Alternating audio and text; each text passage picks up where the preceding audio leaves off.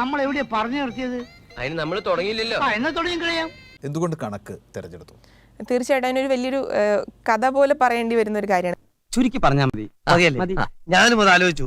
പിന്നെ നിങ്ങൾക്ക് ഷൂട്ടിങ്ങിന് വർക്ക്ഔട്ട് ചെയ്യണമെന്നുണ്ടെങ്കിൽ ഡീറ്റെയിൽ ആയിട്ട് ആയിക്കോട്ടെ എന്ന് വിചാരിച്ചു പറഞ്ഞതാ. കണക്ക് അധ്യാപകർ പഠിപ്പിക്കുന്ന സമയത്തായിരുന്നാലും അവർ നമ്മളോടൊരു ചിരിക്കാറ് പോലും ഇല്ല. ചാക്കോ മാഷിനെയൊക്കെ പോലെയുള്ളൊരു കമ്പാരിസൺ ആണ് നമ്മൾ കേൾക്കുന്നത്. സാധാരണ താരതമ്യം ചെയ്യുന്നത് അങ്ങനെയാണ്. അതിനൊന്നും ഇല്ലേ? കണക്ക് പഠിപ്പിച്ചിരുന്ന അധ്യാപകർ നിരവധി അധ്യാപകരുണ്ട്. മറ്റ് വിഷയങ്ങൾ പഠിപ്പിച്ച ഒരുപാട് അധ്യാപകരുണ്ട്. എങ്കിൽ പോലും കണക്കിനോട്ട് വരാനുള്ള കാരണം ഒന്ന് ബാലേഷ് സാറ്, അതുപോലെ സുരേഷ് സാറ്. ഈ രണ്ട് വ്യക്തികൾ പഠിപ്പിക്കുന്ന സമയത്തായിരുന്നാലും ഒരു വിദ്യാർത്ഥിക്ക് അല്ലെങ്കിൽ ഒരു വിദ്യാർത്ഥിനി എന്നുള്ള നിലയിൽ ആര്യക്ക് എന്തറിയാം? അത്ര വലിയ ബന്ധങ്ങളിലേക്ക് പോണോ ശിവൻകുട്ടി? റേഷൻ കട മറന്ന് മണ്ണെണ്ണ വാങ്ങണോ? ആര്യക്ക് എവിടെയൊക്കെയാണ് കണക്കിൽ തെറ്റുപറ്റാറ്?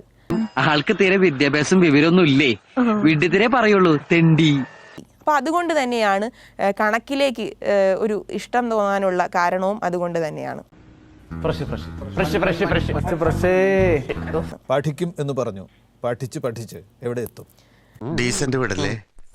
കോൺസ്റ്റബിൾ തള്ളിക്കോളൂ. പഠിച്ച് ഈ ഒരു പഠിപ്പിലെ ലക്ഷ്യം, അതെ, ലക്ഷ്യം ശരിക്കും MBA ചെയ്യണം എന്നാണ്, പബ്ലിക് അഡ്മിനിസ്ട്രേഷനിൽ. ശരിക്കും സിവിൽ സർവീസ് ആണ് ലക്ഷ്യം. ഒരു IAS എന്നുള്ള ലക്ഷ്യത്തിനേക്കാൾ IPS എന്നുള്ള ലക്ഷ്യം. ചിലപ്പോൾ ഒരു യൂണിഫോമിനോടുള്ള ഒരു താല്പര്യം തന്നെ ആയിരിക്കാം. അതെ, തീർച്ചയായിട്ടും അങ്ങനെ ഒരു ലക്ഷ്യമുള്ളൊരു ആളാണ് ഞാൻ. വീട്ടിലെപ്പോഴും അച്ഛനും അമ്മയും ഒക്കെ പറയാറുണ്ട്, ഇതൊക്കെ ഞങ്ങളോട് പറഞ്ഞു. തൽക്കാലം ഇത്രയും മതി. വരട്ടെ.